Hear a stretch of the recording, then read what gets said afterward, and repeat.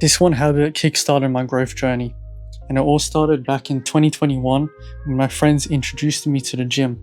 The gym was something that I thought it was just about lifting weights. I learned afterwards that it's bigger than that. It's about your lifestyle and how you want to live. And how you live affects whether you can achieve your goals or not. So I went to the gym with my friends for a year, and it felt like a group habit rather than an independent habit during that time. But when I left the gym and went to my own gym, I realized that it's all up to me to do the work now. No one's going to encourage me to go now. So when I first joined, it was quite different because I wasn't used to going to the gym by myself. And that's when I started to get into personal training, where I had a personal trainer for a year. Now, in reality, I shouldn't have had a personal trainer for a year. I feel like 3 to 6 months was probably better for me, because it's really all up to you to do the work, because the personal trainer cannot do the work for you.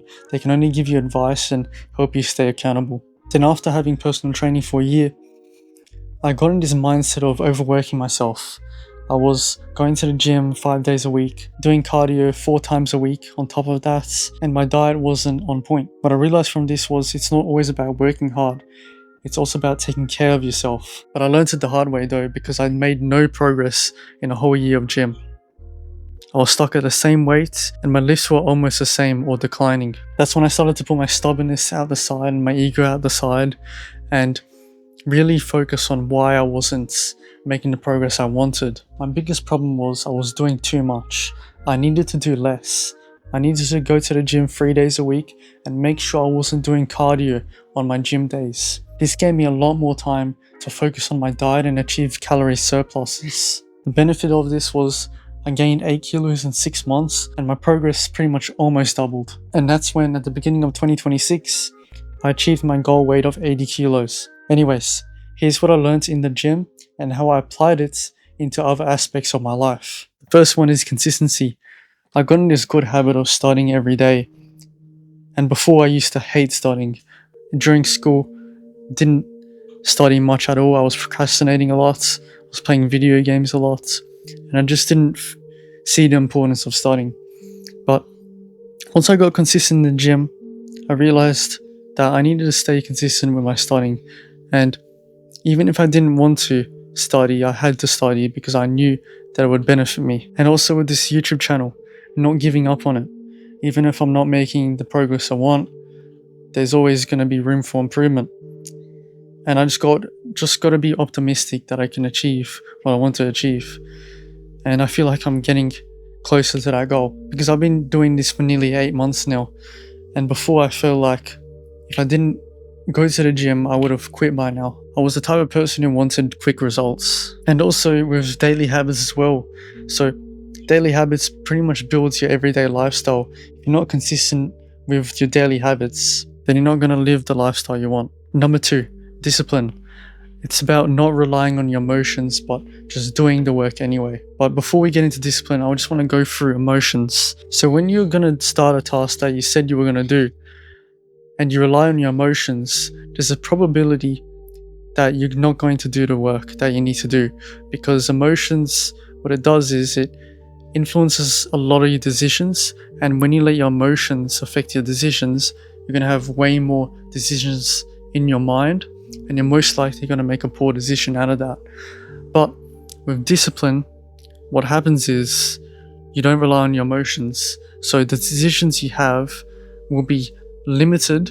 And because your decisions are limited now, that means you'll have more chance at making that right decision. If you let your emotions control those decisions, then every single day, because you're going to have different emotions, you're going to have different choices. And within those choices, you're not always going to make the right decision. Number 3, resilience. This taught me that growth isn't linear.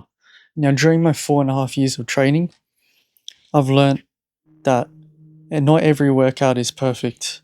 There's days where your energy is low. There's days where you're distracted more. And with those days, you got to realize that you just got to build momentum. Even if the workout isn't great in the moment, it all compounds. So as you can see in this graph, I've got growth and time. And before, what I was thinking about growth was this straight line, this straight linear line. And that's not how life works. There's many up and downs in your life. So a more realistic thing would be looking at the second graph here, where you can have up and downs, and your up moments could be for a long time, but your down moments could also be for a long time as well. And what I've been trying to do at the moment is trying to reset myself and refocus myself so those down moments are not as long as they should be, so that I can have more up moments in my life. So even if you're feeling down right now, everyone has those down moments. You just gotta understand that those periods are not gonna last forever. During those periods, what helps me is I try to be as optimistic as possible and still see where you can improve on. And this leads me to number 4, the growth mindset. Now, before we go through the growth mindset, the fixed mindset tells me how you deal with criticism, how you deal with feedback. Are you gonna give up when you get a bad grade? Are you gonna blame things when things don't go your way? That's what the fixed mindset is. They're not looking to improve, they're just complaining. And I had this period in my life. I wasn't looking to improve, I was complaining a lot, and I wasn't taking those bad grades or that bad periods of my life as feedback on what I can improve on. But now, switch to the growth mindset, because the growth mindset is going to get me to where I need to be. It's made me think a lot more optimistically. It's helped me take feedback on board, and it's helped me turn that criticism into feedback on what I can improve on. So even if I do get a bad grade now, I understand that something in my system needs to change, because if you complain, nothing changes. Now lastly, patience. Patience is a very big one, and it's probably one of the most important ones. So here we got person A and B. Now person A was pretty much what I was. I was a skinny kid, and then person B was probably every other kid in school. During this period, I realized that everyone starts at different periods in life. You could start from up here in one aspect of life, and you can start from down here in another aspect of life. And in my opinion, I started at around the low levels in my fitness journey. I didn't complain about it though. At first I did, right? Thought it was just about my genetics and stuff. But then I realized that I just probably wasn't eating enough food that I needed to eat. And I still have this problem till this day, where I can't really get my calories in for the day because I might have work, or life might just get in the way. But you don't let those days get in your head. You just move on and make sure that the following day you get your calories in. Now, if you go down here, as you can see, person A started down here in the fitness, person B started up here.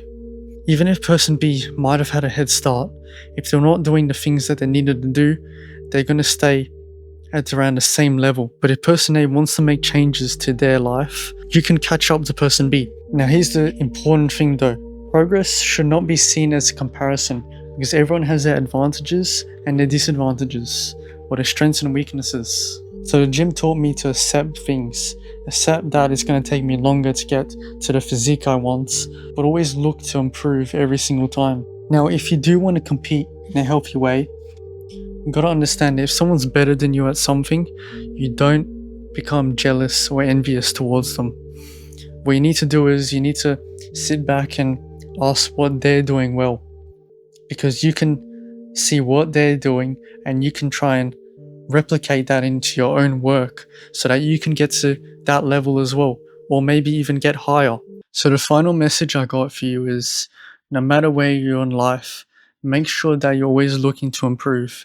You can start at rock bottom and still achieve the goals you want to achieve if you are optimistic in every period of your life. If you're optimistic when things are not going your way, you're going to always get back up because you're always looking to improve. If you're not looking to improve, you're pretty much going to have this ceiling on your head, because you have those limiting beliefs that is holding you back from where you want to be. And I've been focusing on trying to remove these limiting beliefs because they're not going to benefit you in any way. Anyways, thank you for watching this video, and I hope you learned something valuable. Good luck on your journey.